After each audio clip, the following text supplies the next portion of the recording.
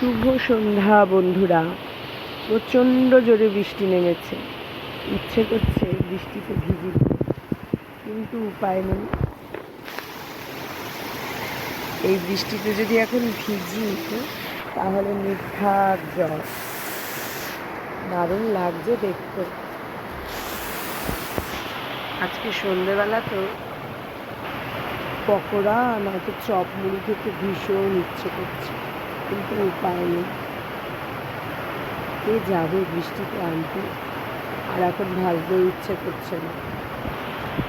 তাহলে সবার সন্ধ্যেটা কেমন কাটছে অবশ্যই জানাও, আর কার কার ওখানে বৃষ্টি হচ্ছে সেটাও বলো।